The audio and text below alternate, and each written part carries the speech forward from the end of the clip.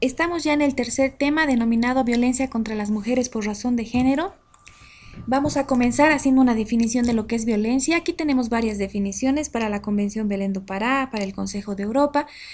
Es cualquier acción o conducta cometida que menoscabe la vida o la integridad física o psíquica o incluso la libertad, que cause un serio daño al desarrollo de la personalidad en el ámbito público o en el ámbito privado.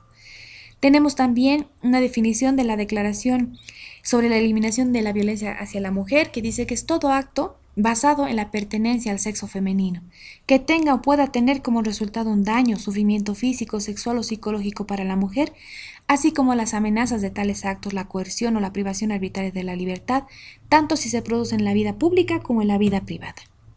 Y finalmente tenemos aquí en la plataforma de acción de Beijing, pero también tenemos la definición de nuestra Ley 348, integral para garantizar a las mujeres una vida libre de violencia. Es cualquier acción u omisión, abierta o encubierta, que cause la muerte, el sufrimiento o el daño físico, sexual o psicológico a una mujer u otra persona, le genere perjuicio en su patrimonio, en su economía, en su fuente laboral o en otro ámbito cualquiera, por el solo hecho de ser mujer. Para tener un panorama más amplio, les he traído unos datos que reflejan la violencia y la cuestión de la violencia a nivel mundial. Lo había titulado La violencia de género, una cuestión de todas y todos, porque no es privativa de nuestra sociedad. Bolivia, si bien con sus altos índices de violencia es el segundo país con mayor muertes en Latinoamérica y el número 11 a nivel mundial, tenemos que saber que la violencia existe en todo el mundo. Y aquí algunos datos, por ejemplo, nos dicen que hasta el 70% de las mujeres han experimentado algún tipo de violencia física o sexual por parte de su compañero sentimental durante su vida. Se estima que en prácticamente la mitad de los casos de mujeres víctimas de homicidios en todo el mundo, el autor de la agresión fue un familiar o un compañero sentimental, frente al menos de 6% de hombres asesinados ese mismo año. Ese dato nos da una certeza de que la violencia de género lamentablemente es un crimen que a nivel mundial está elevando sus números. Por ejemplo, aquí tenemos que el 51% de las mujeres adultas son víctimas de trata de seres humanos. Y esta trata es con fines de explotación sexual. ¿Por qué? Porque se cosifica el cuerpo de la mujer. Se vende el cuerpo de la mujer como si fuese una mercancía. O hay otros países en donde se practica la ablación, que es la mutilación genital femenina, que se hace a partir de los 5 años en países como África, donde las niñas son privadas de su derecho a sentir placer sexual, como una costumbre cultural. Tenemos que cada 10 mujeres de la Unión Europea declaran haber sufrido ciberacoso desde la edad de 15 años. La violencia, como todo en la historia, ha ido evolucionando y ha ido mutando de formas, de estrategias, pero se sigue consumando. 246 millones de niñas y niños sufren violencia relacionada en su entorno escolar, y una de cada 4 niñas afirma que nunca se ha sentido segura utilizando el aseo escolar. La consecuencia de esto, por supuesto, es el abandono del derecho a la educación por parte de las niñas. Imagínense ustedes, la situación a nivel mundial es lamentablemente alarmante. Pero en nuestro país, ¿qué tenemos? En honor al Día de la Mujer, el 11 de octubre, la Fiscalía General del Estado ha revelado los datos solamente correspondientes a los primeros 9 meses de la gestión 2018. Y tenemos un dato alarmante de 85 feminicidios cometidos, la mayor parte en la ciudad de Cochabamba. Este informe, el informe que se ha realizado en Italia por Reseña Italiana de Criminología, dice que Bolivia ocupa el número 11 en la escala internacional por la mayor cantidad de muertes. El 7 de marzo la ONU reveló que desde el 2013 hasta el 2017 han sido denunciados en Bolivia 109.162 casos de violencia contra mujeres. De este número, 419 han sido feminicidios. Carolina Taborga dice que uno de los problemas tiene que ver con la concepción que predomina en la sociedad y en todo el mundo de ver al cuerpo de la mujer como un objeto de uso y abuso, aspecto que ha sido arraigado en nuestra cultura machista y patriarcal, que lamentablemente prevalece hasta la fecha. ¿Y en qué forma se manifiesta la violencia? La violencia se manifiesta en varios ámbitos. Aquí he traído algunos. En el ámbito de pareja, antes de que se consolide en una relación estable, puede ser en un noviazgo, dentro de la familia, en el ámbito escolar o educativo, en el ámbito laboral, en el ámbito comunitario, en el ámbito institucional. Ustedes saben que la ley 348 define varios tipos de violencia. Dentro de estos tipos de violencia, por ejemplo, reconoce la violencia cometida en servicios de salud, en el ámbito laboral como violencia laboral, que aún lamentablemente no está reglamentada para su sanción, solamente se tramita en la vía administrativa, que eso es algo que nos debe llamar la atención, ya que este tipo de procedimientos administrativos que seguramente resultan con una sanción administrativa a través de un proceso sumario, son registrados en la Contraloría, pero no se remiten al CIPASE.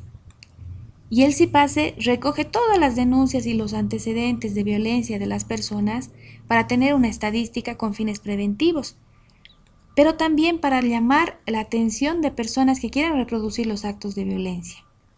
Lamentablemente en el ámbito público, por decir algo, se cometen actos de violencia laboral, se sancionan como una sanción administrativa, pero no son remitidos al CIPASE, por lo tanto no queda antecedente de la violencia cometida. Y esta persona, autor de la violencia, puede reproducir estos actos en otras entidades donde acceda a trabajar.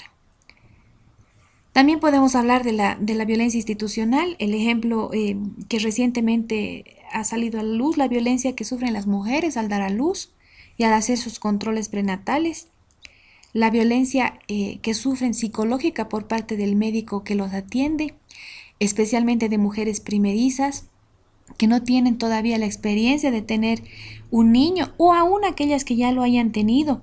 El dolor es tan increíblemente fuerte que lo que menos se necesita es que un médico infrinja violencia psicológica a la mujer.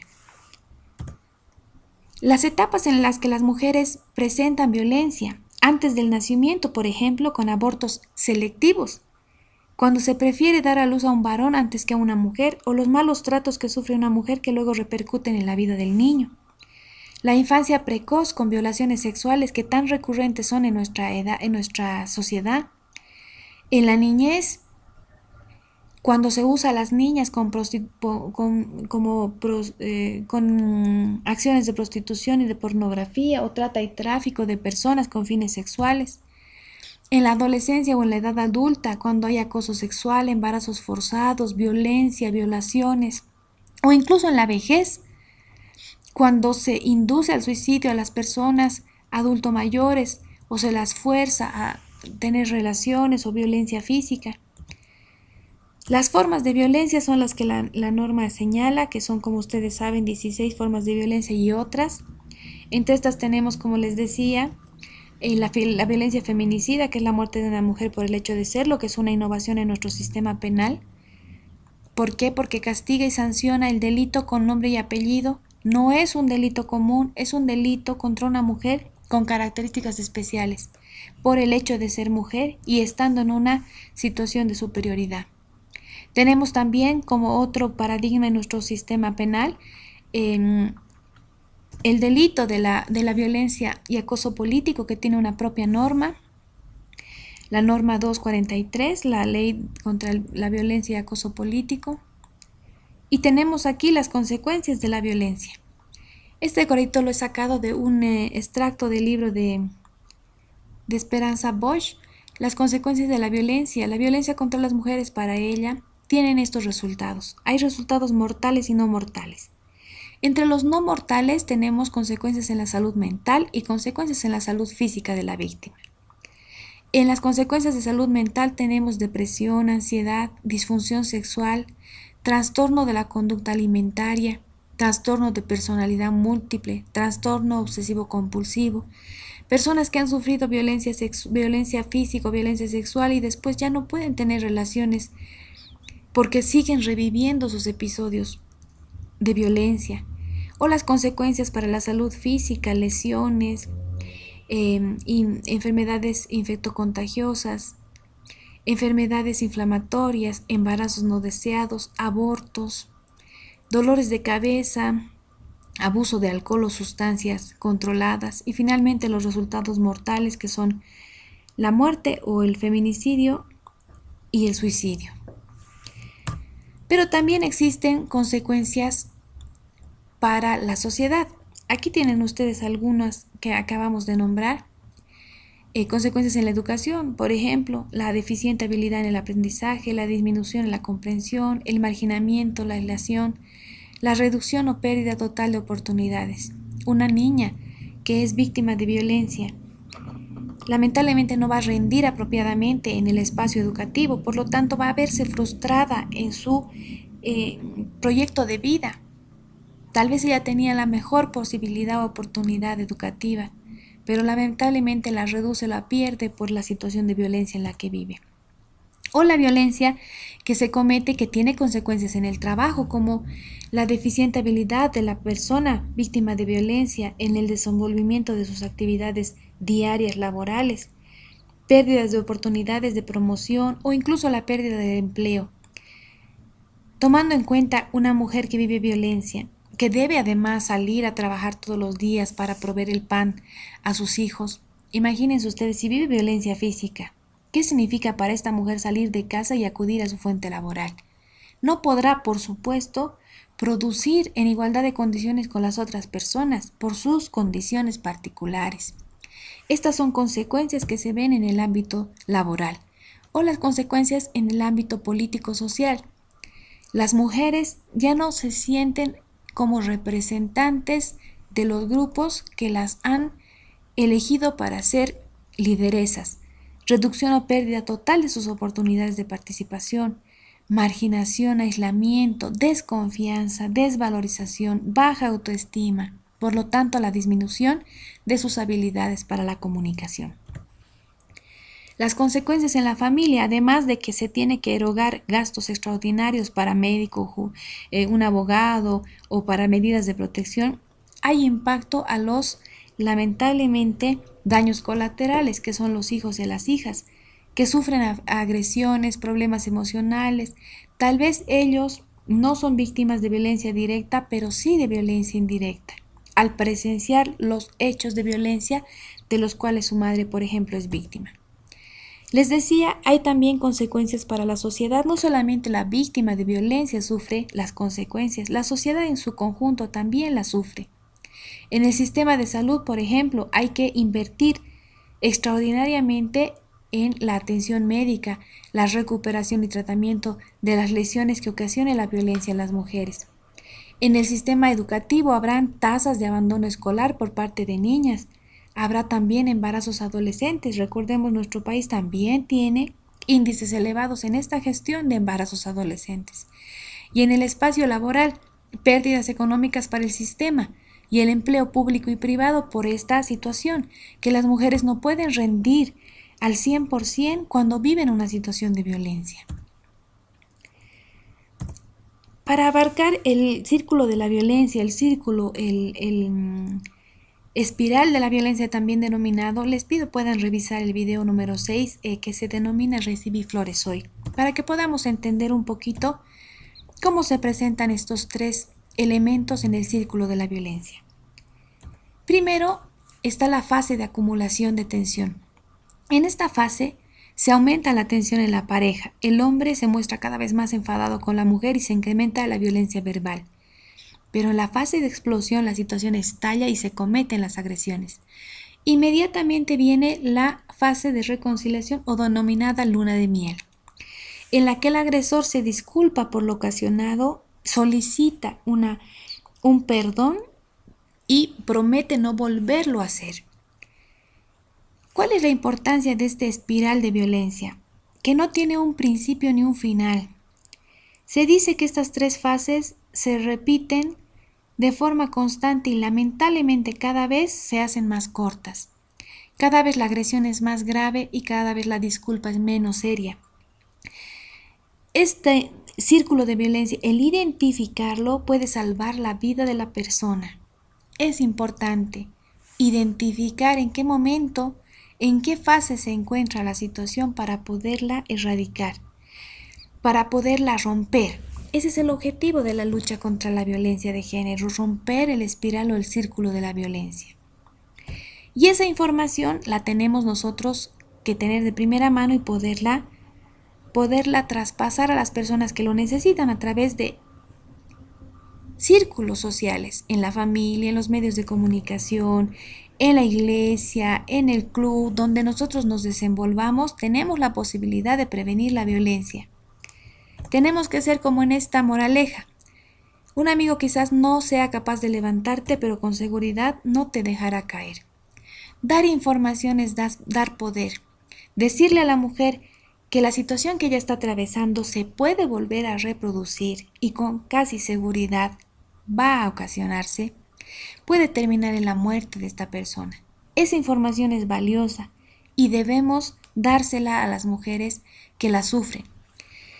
Como nuestra norma establece, existen la prevención individual, que son medidas destinadas al empoderamiento de las mujeres con el fin de que éstas puedan identificar previamente acciones violentas, con el objetivo de que éstas no se concreten.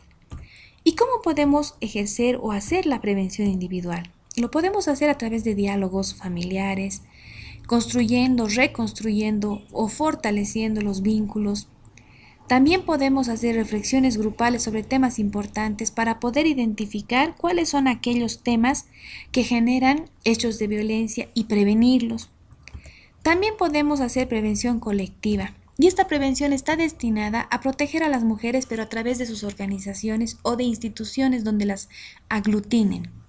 Y también lo podemos hacer estimulando redes de apoyo. Ustedes conocen las redes de prevención de violencia, debatir sobre el tema en talleres, hacer que estos talleres se realicen, por ejemplo, en las escuelas o en las iglesias, hablar del tema de la violencia. Hablar de la existencia de esta violencia en nuestra sociedad. Poder derivar tal vez a profesionales comprometidos a personas que ya vivan la violencia. O la prevención terciaria, que comprende medidas de carácter integral o estructural. Por ejemplo, la promoción de políticas públicas y programas locales, regionales y nacionales que sostengan en el tiempo el trabajo de la prevención, capacitando a las personas para que puedan continuar con los programas y generen una conciencia comunitaria. ¿Y cómo podemos hacer esto? Podemos trabajar preventivamente en noviazgos violentos. Antes de que la violencia ocurra, podemos identificar acciones, comportamientos violentos y romper este círculo de la violencia previniendo. Podemos también trabajar en las relaciones de control, que lamentablemente se ven con más frecuencia en los noviazgos. La celotipia, de lo que hablábamos, el mito de los celos. Me cela porque me quiere, me controla porque me quiere. Él escoge la ropa que yo me visto. Él me dice cómo debo comportarme, a dónde debo ir, a qué hora debo llegar. O el aislamiento social, que es lo más común en nuestra sociedad y lo más lamentable cuando vemos un acto de violencia y nosotros pretendemos acudir en auxilio de la víctima es la que nos dice, déjame, no te metas, él es mi marido, si quiere puede matarme, él me va a enterrar, tienes derecho a hacerlo.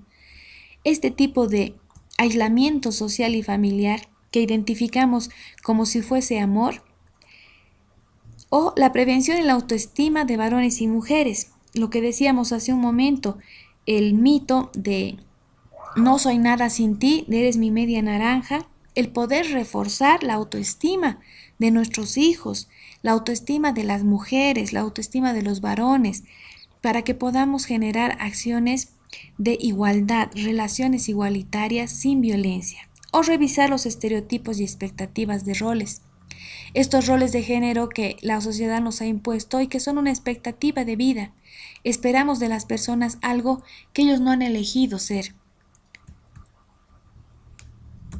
Y también podemos prevenir atacando este tipo de mitos. Por ejemplo, un hombre no maltrata porque sí. algo le habrá hecho la mujer. No es que él le haya pegado, es que ella se ha hecho pegar. Eso es un mito. Nadie merece ser lastimado. La violencia no puede justificarse. O como pensar que solamente existe la violencia en los ámbitos donde las mujeres no tienen educación o no tienen economía. Eso también es una falacia. La violencia existe en cualquier espacio. Ciertamente las mujeres que tienen mejor poder adquisitivo podrán salir de esas situaciones sin hacer mucho escándalo, sin que la mayor parte de la población se entere. Las mujeres que son menos afortunadas y tienen menos recursos económicos deberán acudir seguramente al servicio legal integral y allí ventilar sus problemas, lo que no quiere decir que la violencia solo ocurra en espacios pobres o desfavorecidos. La violencia existe en todos los niveles. El pensar que los hombres son violentos por naturaleza y que el hombre a veces pierde el control sin necesariamente convertirse en maltratador, eso tampoco es real. El hombre, como habíamos dicho hace un momento, no está relacionado intrínsecamente con la violencia, se le da ese rol, se le enseña a ser violento para demostrar ser más hombre, pero eso es una falacia, porque el hombre no necesariamente debe ser violento. O los mitos referidos a que el maltratador es un enfermo mental o tiene algún tipo de adicción. Ustedes van a ver en el estudio de casos que vamos a realizar que no todos los hombres han cometido actos de violencia estando bajo el influjo del alcohol.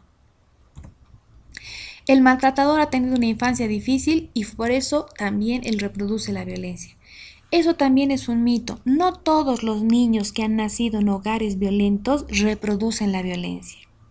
Ciertamente hay algunos que sí, que la han naturalizado, que les parece algo normal y cotidiano, que violentan a sus mujeres bajo el argumento de mi mamá también sufría violencia y ella no se quejaba. Mi papá la golpeaba y eso era algo normal, pero no en todos los casos. Depende de cómo este niño vea la situación, de cómo se le pueda ayudar dándole información, de cómo se le pueda provisionar de valores para que él no reproduzca la violencia que vive. O el mito de es una cuestión de pareja, no somos nadie para meternos. Eso ha acabado felizmente con la ley 348, que establece que todos debemos denunciar un acto de violencia, especialmente las personas que están dentro de ese circuito, dentro de esa ruta, un médico, un profesional en derecho. Pero nosotros también tenemos que decir esta boca es mía y cuando veamos un acto de violencia, denunciarlo, porque la violencia no solamente es un tema privativo, no solamente le afecta a esta mujer y a esta familia, la violencia tiene consecuencias sociales para toda nuestra sociedad. La violencia debe ser detenida o va a lograr mellar nuestra vida, nuestra pasividad, nuestra tranquilidad. No porque yo no viva violencia no me va a interesar el que una hermana muera en este momento en otro país o en otro departamento o en otro lugar de este mundo. Lamentablemente la violencia es un tema que se está expandiendo, por lo tanto no es una cuestión solamente de una pareja. Si se queda es por algo. Muchas veces decimos la mujer le debe gustar que la golpeen, por eso no sale de esa vida. Por eso no le reclama a su marido, por eso no se quiere divorciar. Cuando le ofrecemos ayuda nos dice, es que tengo hijos pequeños, es que yo no trabajo, es que vivo en la casa de él, es que él es mi esposo, es que él tiene derecho, es que yo no me puedo divorciar. La mujer que vive en un ámbito de violencia está enfrascada en el círculo de la violencia y no puede salir de él. Además, carga todo el peso social que la sociedad le ha impuesto, que la ha señalado y le ha dicho, tú te tienes que aguantar porque eres mujer, esa es tu labor, ese es tu fin, tu objetivo en la vida. Las mujeres no se quedan por masoquistas, muchas veces se quedan en ese círculo de violencia por miedo a represalias mayores, por miedo, por vergüenza, por dependencia económica, por dependencia incluso afectiva. O ellas también maltratan a los hombres y lo hacen en la misma medida o más. Eso también es un mito. Con los simples datos que les he dado, 85 mujeres en Bolivia solamente en el año 2018 han muerto por ser mujeres. Ustedes tranquilamente revisen las estadísticas de hombres muertos por ser hombres a manos de mujeres. Existe. La violencia de parte de las mujeres existe. Es una verdad. pero no se asemeja siquiera al índice de violencia cometida en contra nuestra. Las víctimas de violencia de género son mujeres pasivas que no hacen nada para salir de su situación. Esto es lamentablemente falso, como les decía hace un momento. La mujer no puede salir del círculo de la violencia sin ayuda. Necesita primero identificar que es víctima y necesita encontrar la ayuda adecuada para salir del círculo. La violencia no se vive de forma espontánea, es todo un circuito, es sistemática. La mayor parte de las víctimas que hoy denuncian han vivido una historia de violencia y es muy complejo salir de ella si no se recibe la ayuda adecuada. Es un mito también decir que los feminicidios son casos aislados. Los datos que nosotros tenemos nos dicen que no. Y aún fuesen menos, son números. Una sola vida es suficiente para llamarnos la atención. Para María Martín Barranco, ustedes pueden revisar su página @géneroenacción. Dice que no podemos resucitar a las asesinadas, pero tenemos en nuestras manos que las demás sigan vivas. Una de las mejores herramientas es desterrar estos mitos, estas falsas creencias sobre quiénes producen y padecen la violencia, por qué se llega y cómo se puede salir de la violencia de género. Todos nosotros y todas nosotras podemos hacer algo. Como dice el informe de la UNICEF, imagínense hace cuántos años, la violencia contra las mujeres y los niños es uno de los mayores obstáculos para el desarrollo social y económico del mundo de hoy. La máxima participación de la mujer en igualdad de condiciones con el hombre en todos los campos es indispensable para el desarrollo pleno y completo, no solamente de un país. Habla del bienestar del mundo y la causa de la paz. La violencia es una cosa de todos y si estamos unidos, nada es imposible. Aprovecho para felicitarlos a todas y todas por haber tomado este curso que no solamente va a permitirles el incrementar sus conocimientos, sino también abrirles los ojos a una realidad triste, pero que en la que podemos hacer algo desde nuestro espacio, desde nuestro ámbito laboral circunstancial, desde nuestra profesión, desde nuestros conocimientos, desde nuestra vida diaria. Dejemos de reproducir las conductas machistas o micromachistas. Dejemos de aplaudir al patriarcado, luchemos contra estas estructuras, porque la violencia nos afecta a todas y a todos.